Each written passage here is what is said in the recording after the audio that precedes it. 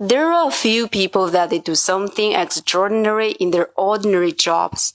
Their presence provides security for us in successful fighting for the novel coronavirus. There are medical workers, police, party workers, volunteers, teacher staff, and all of the heroes who make contribution to the virus. They deserve our sincere appreciation and admiration.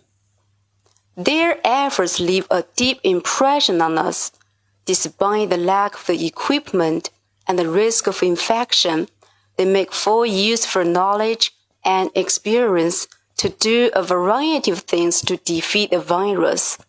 They do everything they can do to provide us with service and care. What's more, their efforts have a positive influence on the society. It enables us to build up confidence with the development of the modern technology, and under the leadership, combined with our joint efforts, I'm convinced we can defeat the virus.